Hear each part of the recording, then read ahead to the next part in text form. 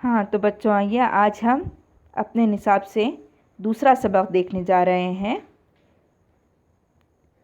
कल का सबक तो यकीनन आप लोग समझ ही चुके होंगे।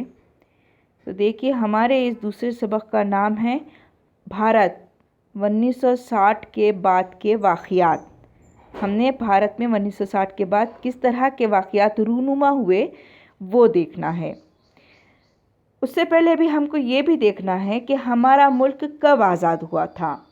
हमारा मुल्क 1947 में आज़ाद हुआ और 1950 में हमारे मुल्क में दस्तूर नाफिज किया गया, जिसके बाद हमारे मुल्क को जमहूरी मुल्क बनने का एजाज़ हासिल हुआ।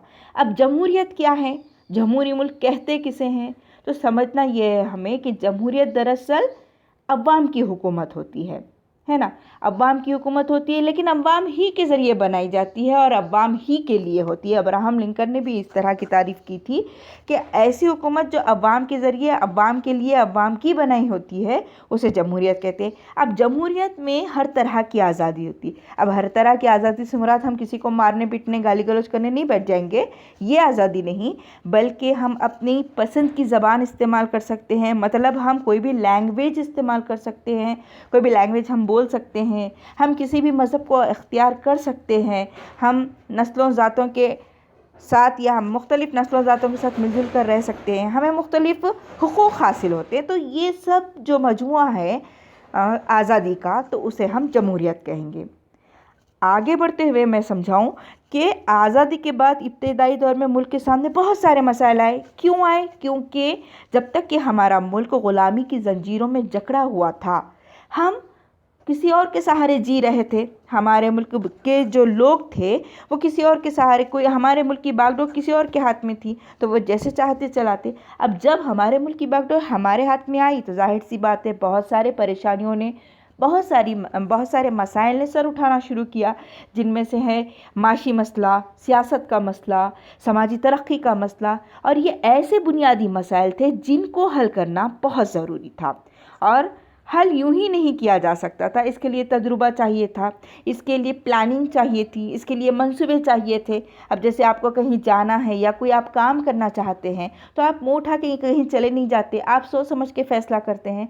आप कोई नया काम करना चाहते हैं तो आप क्या करते हैं, पहले एक मंसूबा बनाते हैं, आप पहले एक प्लान करते हैं कि किस तरह से हमको क्या क्या करना है। तो उसी तरह से हमारे मुल्क को तरक्की की राह पर लाने के लिए, हमारे मुल्क की सियासत को मजबूत बनाने के लिए, मईशत को मुस्तहकम करने के लिए और समाज को खुशहाल बनाने के लिए बहुत सारी काविशों की ज़रूरत थी।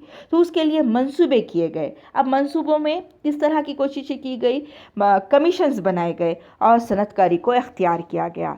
सनतकारी यानी कि यहाँ पर फैक्ट्रीज कायम करना, कारखाने कायम करना, क्योंकि हमारा मुल्क कैसा था, ज़राई मुल्क था। यहाँ पर हम बहुत आसानी से सनतकारी कर सकते थे।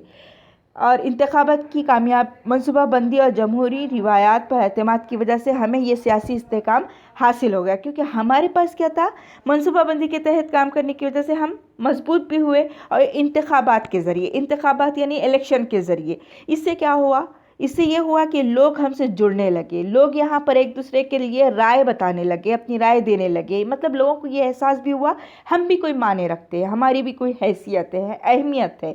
इस तरह से वो खुलकर सामने आए। और फिर जो हमारी जमहूरी रिवायात थी, जमहूरी रिवायत यानी कि नस्लें, ज़ात, मज़हब, ज़बान वगैरह वगैरह, इन सबको एकजहती मिली, इन सबको एक साथ रहने का मौका मिला, एतमाद मिला, जिसकी वजह से हमारी सियासत मुस्तहकम होती गई। और फिर हम देखते हैं कि इसी तरह हमारा समाज जो कमज़ोर हो चुका था, उसके लिए यहाँ पर मजबूत बनाने के लिए पॉलिसी बनाई गई। जो कमज़ोर तबक़ात थी, पिछड़े हुए तबक़ात या कमज़ोर तबक़ात जो होते, उनको मजबूत करने के लिए पॉलिसियाँ बनाई गई, प्रोग्राम बनाए गए, ताकि उनको भी हम सबके बराबर शरीक रखें। ठीक है, तो अब हम यहाँ पर मुख्तलिफ़ अदवार देखेंगे, जिसको हम दाही कहते हैं 10 साल को। तो हम यहाँ पर 1950 के बाद, यानी कि हमारे पास क्या होता है, 50 में तो दस्तूर बन गया, फिर यहाँ से 60 के बाद जो क़ानून नाफिज किए गए, जो कमीशन बनाए गए, जो मंसूबे तय किए गए, उससे किस तरह से यहाँ पर अमल में लाया गया, कौन कौन इसके लिए पेश रवा था, ये हम देखेंगे इंशाल्लाह। तो आए हम आगे बढ़ते हैं अब।